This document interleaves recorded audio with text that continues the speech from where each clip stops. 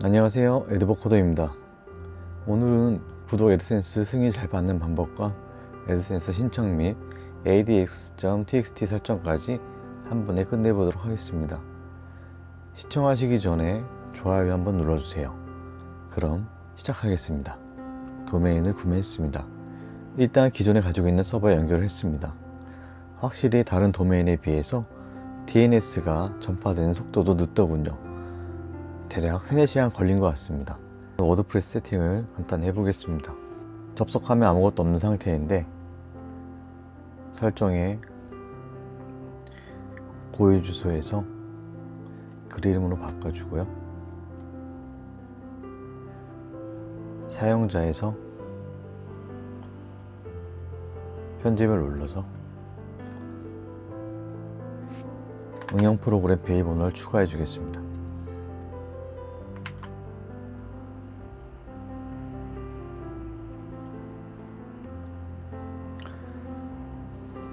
방금 만든 응용 프로그램 비밀번호와 정보를 입력하고 연결을 하겠습니다.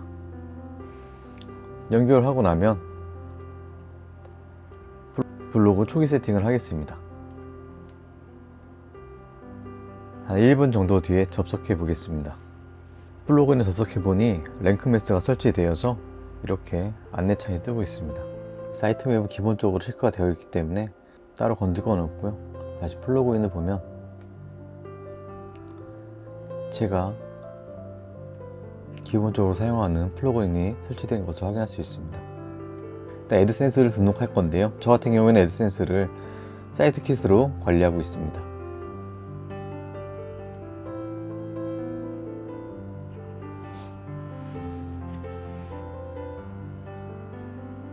구글 로그인을 하고 기본적인 연결을 하고 나면 이렇게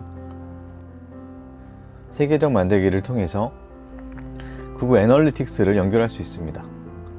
계정을 만들고요. 로그인을 하고 연결을 해주면 다음과 같은 화면이 뜹니다. 여기서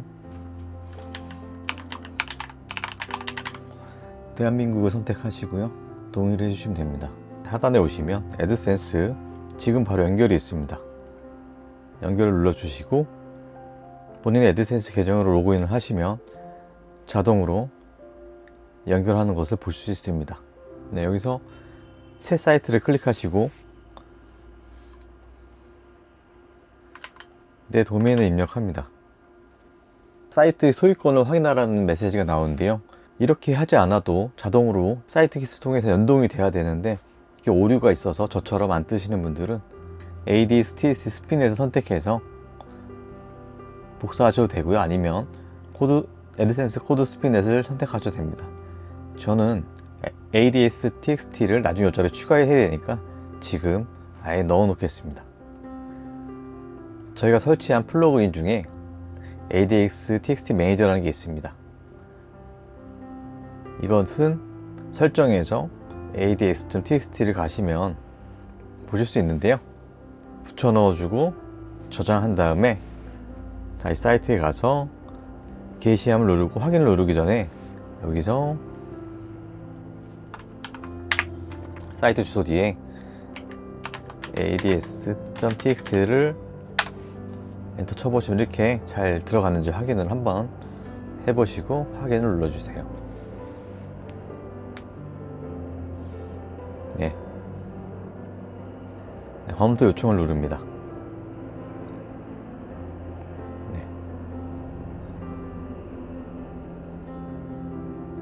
네, 이렇게 하시면 내 사이트가 준비 중으로 표시된 것을 보실 수 있습니다. 애드센스 승인을 잘 받기 위한 방법에 대해서 한번 이야기해 보겠습니다. 애드센스 승인을 잘 받는 방법에 대해서 간단하게 내용을 작성해 봤습니다. 지금 바로 애드센스 신청한 이유는 우리 사이트를 조사하는 데 시간이 걸립니다. 4일 만에 이례적으로 빨리 다 거절을 주는 경우도 있기도 한데 보통 3주, 4주 이렇게 빨라도 2주 이런 식이거든요. 그렇기 때문에 오늘부터 콘텐츠를 채우면 됩니다. 애드센스 승인은 사실 복불복입니다. 아까 말한 것처럼 7개로 4일 만에 승인을 받은 경우도 있었고요. 120개 썼는데 아직도 승인을 못 받은 애들이 있어요. 개인적인 생각으로는 어떤 콘텐츠를 쓰냐에 따라서 이게 많이 갈리는 것 같아요. 특히 다이어트 같은 경우에는 승인을 받는 게 좀 어려운 것 같아요. 애드센스 승인을 받기 위해 좋은 콘텐츠가 필요하다? 사실 좋은 콘텐츠가 있으면 좋겠죠. 근데 AI를 통한 글쓰기로 충분히 승인을 받을 수 있습니다. 특히 저희 애드보코드 AI는 최소 글자 수나 이런 것들을 다 채우고 이미지까지 발행이 되기 때문에 더 확률이 높죠. 그리고 애드센스 승인을 받기 위해서는 노출되는 트래픽이 필요하다. 이거는 제 경험상 구글에 노출이 되고 있으면 충분히 가치가 있는 컨텐츠로 인정이 되기 때문에 노출이 되고 있는 거거든요. 그래서 더 빨리 받는 것 같아요. 인위적인 트래픽을 넣어도 받는데 확실히 살짝 도움은 되는 것 같아요. 근데 이제 여러 개의 포스팅을 해서 구글에 검색되고 방문자가 있는 게 제일 효과가 좋은 것 같아요. 그 다음에 이제 애드센스 승인을 받을 때 카테고리가 많은 것은 크게 도움이 되지 않습니다. 어떤 의미냐면 이 주소로 랭크매스에서 만들어주는 사이트 맵에 방문할 수가 있는데요. 보시면 이 페이지 보이시죠? 카테고리를 보시면 이 카테고리명으로 이 페이지가 생기거든요. 예를 들어서 그러면 일단 워드프레스 오류, 자 워드프레스 오류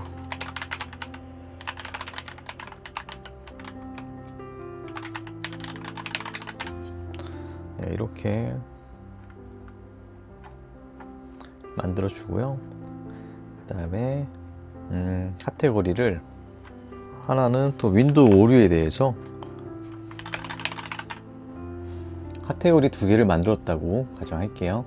사이트맵 인덱스 XML 가시면 카테고리가 생겼죠.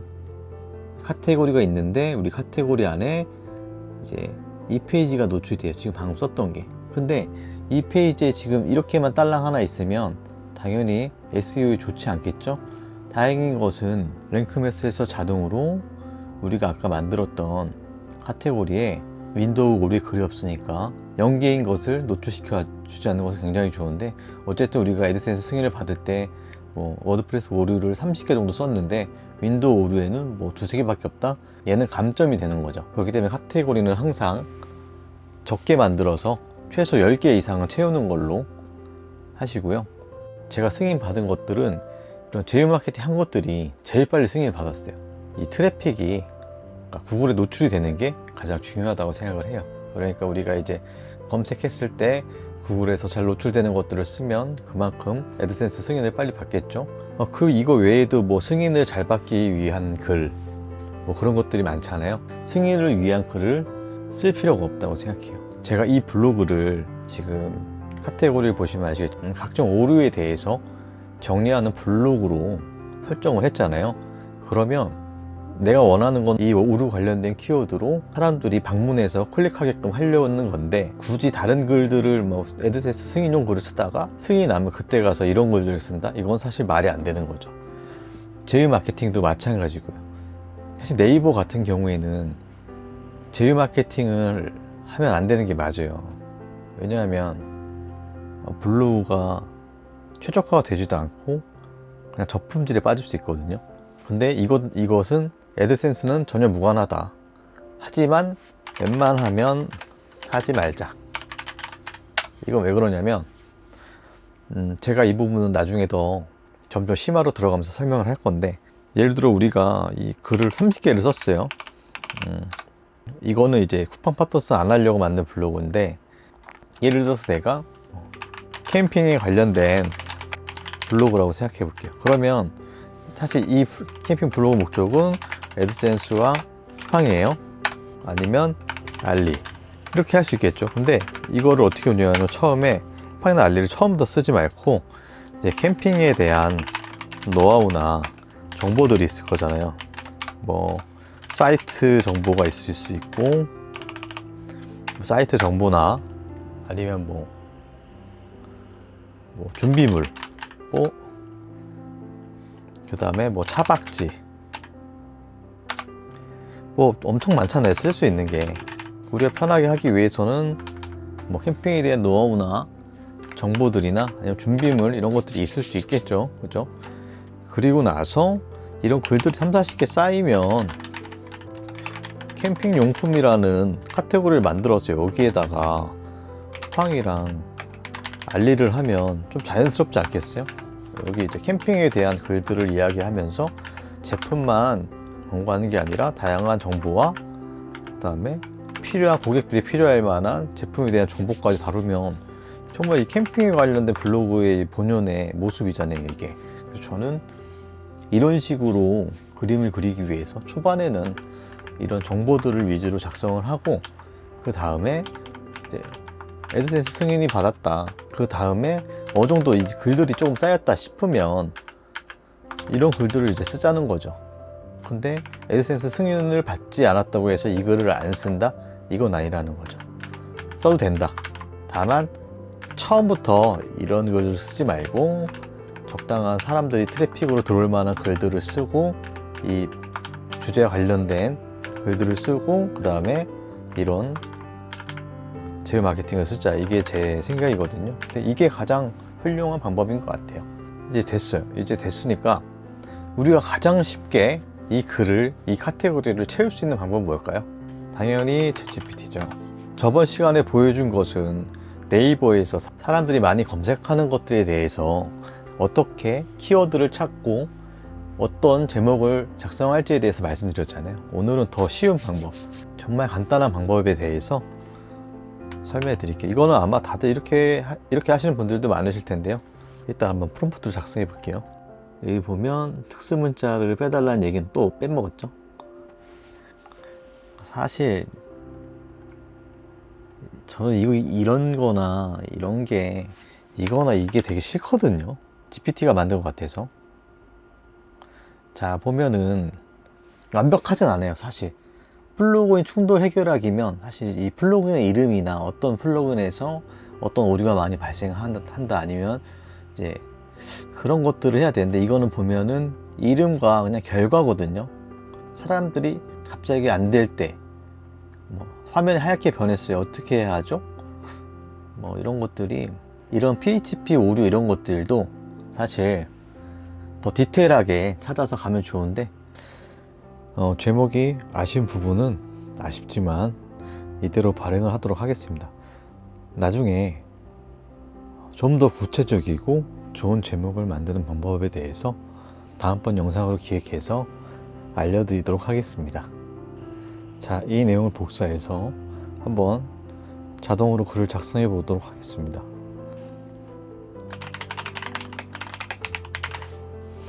네, 워드프레스 오류로 카테고리 선택하고 제목을 붙여 넣겠습니다. 자, 어떻게 하죠는 삭제를 하겠습니다. 자, 이렇게 해서 발행 시간은 초반이기 때문에 한 6시간 정도 텀을 두어서 발행을 하도록 하고요. 캠페인 생성을 해서 이제 포스팅이 진행이 되고 있는데, 기다리면 포스팅이 될 것 같으니 한번 기다려 보도록 하겠습니다. 이 글은 지워주고요. 그 사이에 잠시 테마를 변경하도록 하겠습니다. 저는 결제해 놓은 테마도 있지만 한번 연습 삼아서 다른 무료 테마도 한번 사용해 보도록 하겠습니다. 게시글 위주로 보여줄 수 있는 테마를 선택할 거고요. 한번 이걸 선택해 볼까요?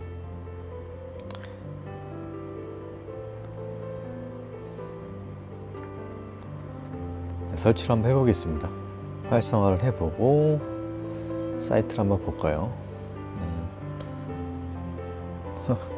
이 무엇이든 물어보세요와 이 검색창이 굉장히 잘 어울리네요.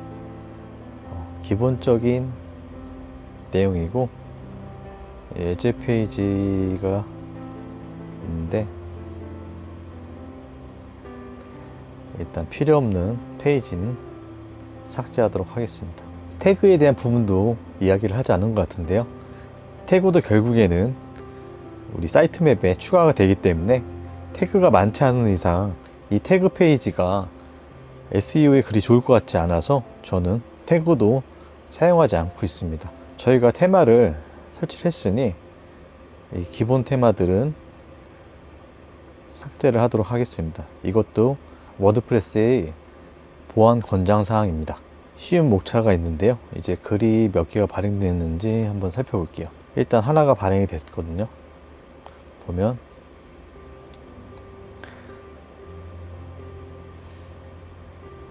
쉬운 목차도 기본 설정인데 제가 원하는 위치에 잘 들어가 있네요.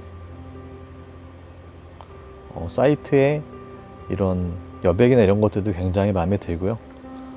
본문이 작은 것도 마음에 드네요. 카테고리가 자동으로 표시가 되고 있고요. 최신 글, 최신 댓글. 무료 스킨인데 충분히 괜찮은 것 같습니다.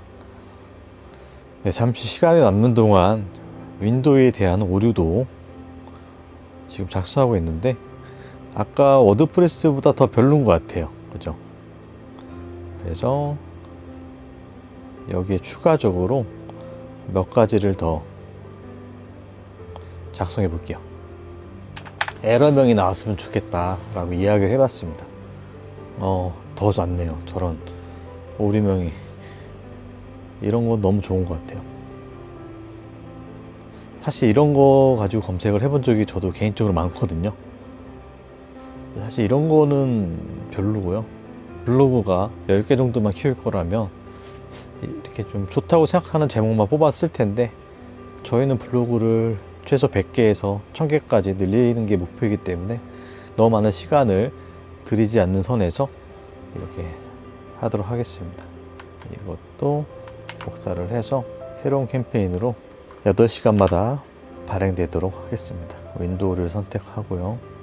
캠페인을 생성하면 또 시작될 겁니다. 그래서 자, 글이 2개 더 써졌는데 보겠습니다.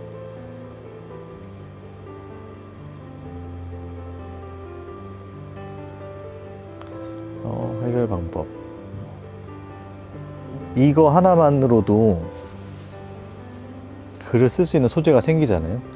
그래서 wordpress.hta access 파일 수정하는 방법이라고 해서 이 파일을 어떻게 접속하고 어떻게 관리하고 어떤 내용을 봐야 하는지, 그리고 어떤 식으로 되어 있는지, 그런 내용이 이거 사실 하나도 포스팅이 되거든요. 그리고 제가 봤을 때는 이런 큰 포스팅도 좋지만 이 안에서 서버 오류 500시 서버 상태 확인하는 방법이라던가 데이터베이스 연결 확인하는 방법을 만들어서 또 이 포스팅에 또 연결을 시키는 거죠. 또 이 포스팅에서도 그 포스팅 연결시키고 더 자세히 보고. 원래 정석은 그렇게 하면 이제 이 사이트가 좀 더 활성화 되겠죠. 내부 링크도 더 명확해지고. 네, 사실 우리가 직접 할 수는 없지만 나중에 이제 내가 좀 더 신경 쓸 여유가 된다면 이런 것들을 또 제목으로 넣어서 뭐 이 안에서 제휴 링크를 내부 링크로 해서 또 이 글로 걸면 더 좋은 블로그가 완성될 것 같습니다.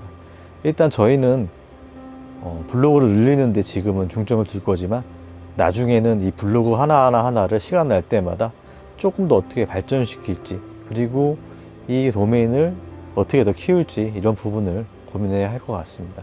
오늘은 구글 애드센스 연결부터 승인을 잘 받기 위한 방법과 그 다음에 ADS TXT 설정까지 알아봤고요. 약간의 그 작성에 대한 노하우를 알아봤습니다. 저희 카페에 지금 워드프레스를 처음 접하시는 분들이 많으신데요. 그래서 좀 더 디테일하게 설명을 드리고 있는 부분들이 있습니다. 네. 다음 시간에는 더 디테일하게 실질적으로 이런 방법이 있다는 걸 알려드리는 게 아니라 실질적으로 같이 해보면서 좋은 방법들 하나를 소개하는 방식으로 더욱 워드프레스 운영함에 있어서 더욱더 도움이 되는 정보로 찾아뵙겠습니다. 아직 구독을 안 하셨다면 구독해 주시고요. 좋아요, 알림 설정 부탁드리겠습니다. 감사합니다.